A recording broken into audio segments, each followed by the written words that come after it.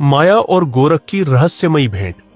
माया को प्रतीक रूप में प्रस्तुत किया गया है, एक ऐसी शक्ति जो भ्रम, आकर्षण और मोह की जननी है, जबकि गोरख यहां चेतना, विवेक और सनातन सत्य की ओर अग्रसर एक योगी का प्रतिनिधित्व करता है। माया, अब अपने विचारों में परिवर्तन लाओ। अब कल का भारत नहीं है, आज का भारत कुछ और है। इसने भी अनेकों को दफनाकर अपना नवीन इतिहास लिखना शुरू किया है। तुम भी बदलो।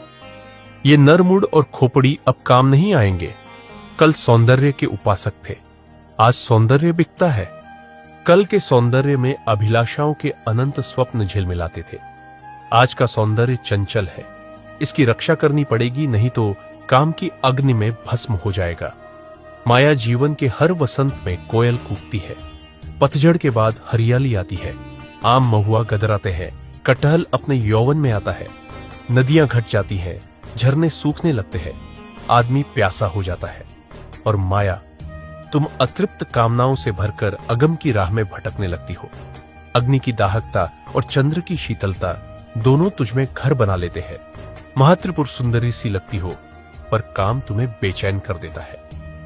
माया, तुम्हें अपने आप में से ममत्व और प्रत्व की भावनाएं समाप्त करनी चाहिए, तब कहीं जाकर वासनाएं समाप्त हो सकेंगी। क्रियात्मक, बौद्धिक और भावात्मक विकास का सृजन कर तुम एक नई देन बन सकती हो, नहीं तो अतृप्त भटकती ही रहोगी। गंगा तट की रेत, गंगा का कछार एवं वाराह देवता के खंडहर बनी मंदिर की दीवारें, तुमने तो केवल चलना ही सीखा है। अपने साथ औरों को लेकर चलो, तब सारा अतीत धूमिल होकर मिट जाएगा, केवल शेष रह जाएगा जितना तुम्हें चाहिए।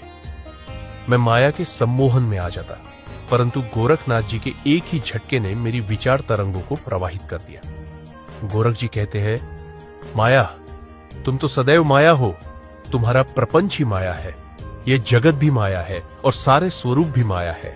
जहां भी तुमने चाहा अपनी माया को फैलाया।